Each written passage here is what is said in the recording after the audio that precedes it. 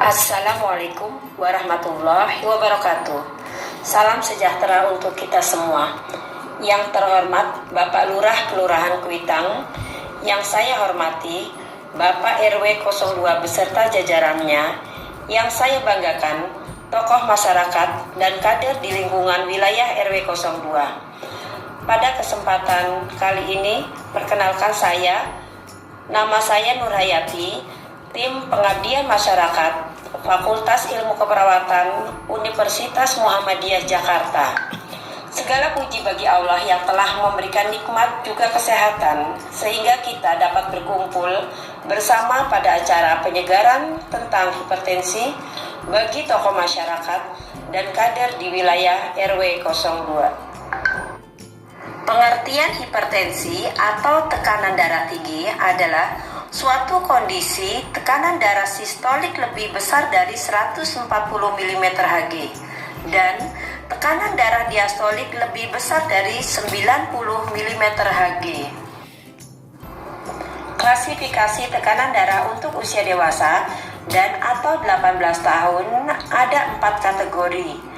Pertama, optimal, di mana tekanan darah sistolik kurang dari 120 dan tekanan darah diastolik kurang dari 80. Untuk kategori normal, tekanan darah sistolik kurang dari 130 dan tekanan darah diastolik kurang dari 85. Untuk kategori tinggi normal, tekanan darah 130 sampai dengan 139 dan tekanan diastolik 85 sampai dengan 89.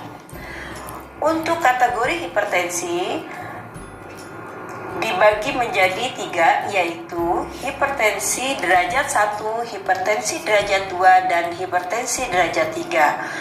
Untuk hipertensi derajat 1, tekanan darah sistolik 140 sampai dengan 159 dan tekanan darah diastolik 90 sampai dengan 99. Untuk kategori hipertensi derajat 2, tekanan sistolik 160 sampai dengan 179 dan tekanan diastolik 100 sampai dengan 109. Sedangkan untuk hipertensi derajat 3, tekanan darah sistolik lebih dari sama dengan 180 dan tekanan darah diastolik lebih dari sama dengan 110.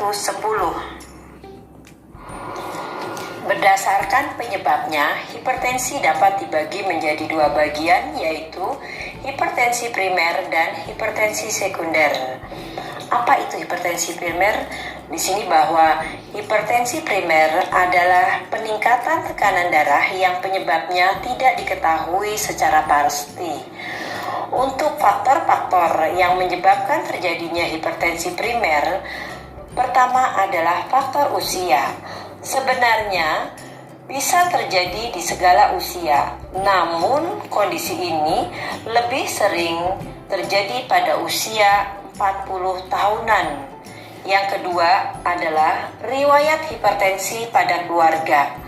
Orang yang memiliki keluarga dengan riwayat hipertensi lebih rentan mengalami kondisi serupa. Yang ketiga, berat badan berlebih.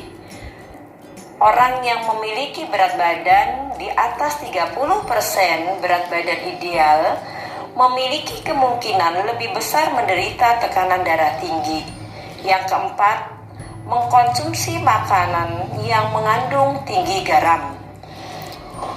Terlalu banyak mengkonsumsi makanan yang mengandung garam bisa menyebabkan hipertensi. Hal ini di mana garam dapat meningkatkan jumlah air yang tersimpan di dalam tubuh, sehingga volume cairan dalam darah ikut bertambah yang kemudian akan meningkatkan tekanan darah.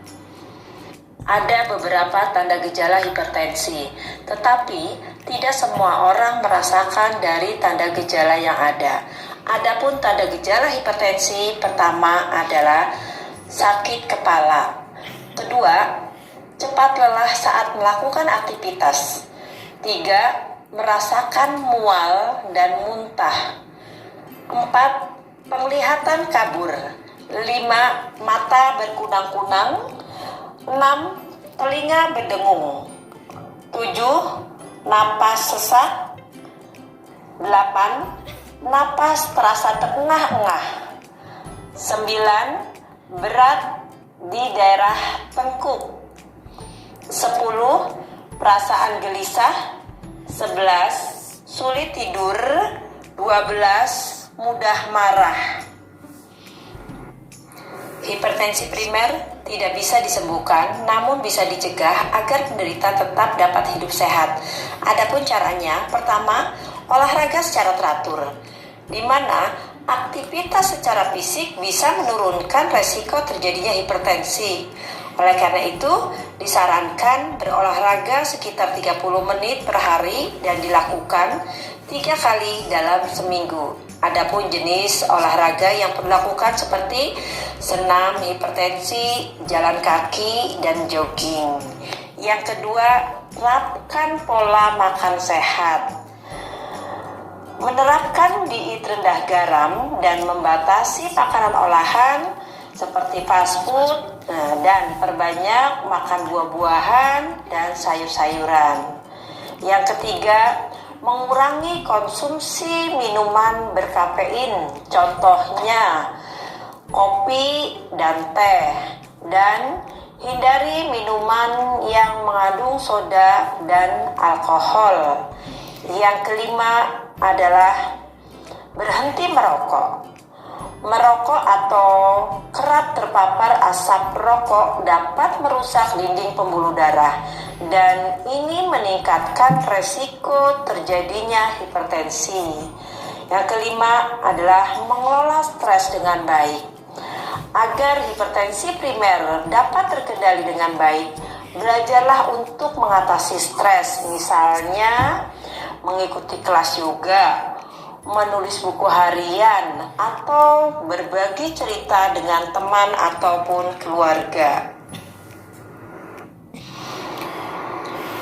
Jika tidak terkontrol, hipertensi dapat menyebabkan terjadinya komplikasi, diantaranya penyakit jantung, stroke, penyakit ginjal, retinopati atau kerusakan retina, penyakit pembuluh darah tepi, gangguan saraf, dan gangguan serebral atau otak. Jenis hipertensi yang kedua adalah hipertensi sekunder. Pengertian dari hipertensi sekunder adalah suatu peningkatan tekanan darah yang penyebabnya karena faktor penyakit. Ada beberapa penyakit yang menyebabkan terjadinya hipertensi sekunder. Pertama, penyakit ginjal. Kedua, penyakit kelenjar tiroid dan paratiroid. Ketiga, gangguan napas saat tidur. 4. Penyakit pembuluh darah aorta. 5. Obesitas. Dan 6. Pengaruh minum obat. Tanda gejala yang dirasakan pada pasien yang menderita hipertensi sekunder hampir mirip dengan hipertensi primer. Di sini tanda gejalanya adalah sakit kepala, pusing, penglihatan kabur, penglihatan ganda, sesak napas, jantung berdebar-debar, cepat lelah saat melakukan aktivitas, dan mengalami mimisan. Upaya untuk mencegah hipertensi sekunder, pertama, mengkonsumsi makanan sehat. Adapun makanan sehat yang perlu kita perhatikan yaitu kita perlu memperbanyak makan buah, sayur, dan susu rendah lemak, serta kita mengkonsumsi ikan, daging, unggas, kacang-kacangan, dan makanan dengan gandum utuh.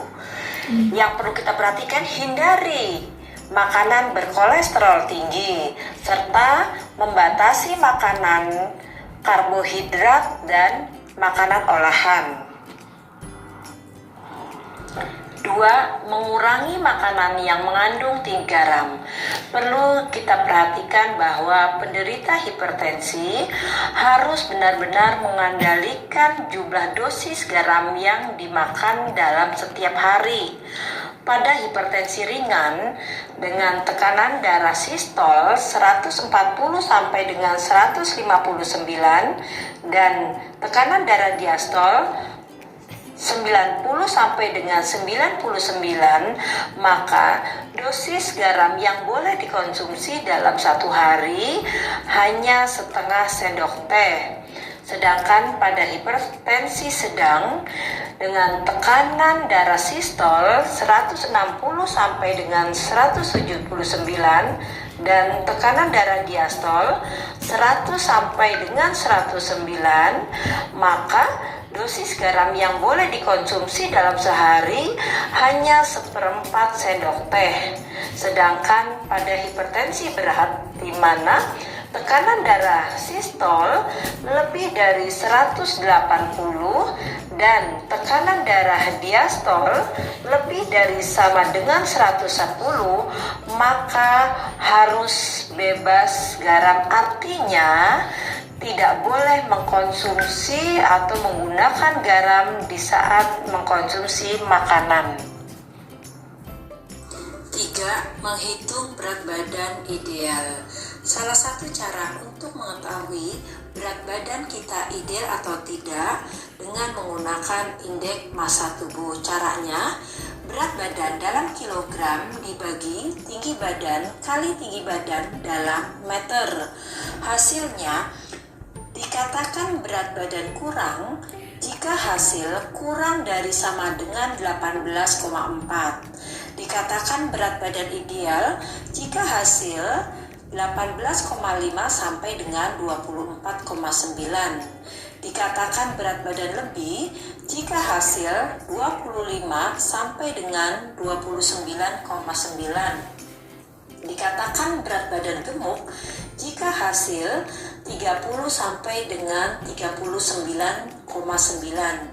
Sedangkan dikatakan sangat gemuk jika hasil di atas 40. Upaya lain untuk mencegah terjadinya hipertensi sekunder yaitu yang keempat, mengurangi konsumsi minuman berkafein, misalnya kopi dan teh. Kelima, menghindari konsumsi minuman bersoda dan beralkohol. Keenam, berolahraga secara rutin.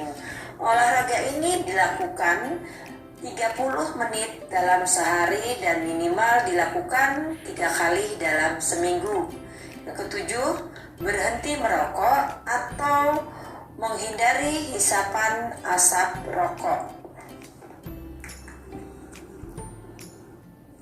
Langkah yang kedelapan, bagaimana kita mampu mengelola stres.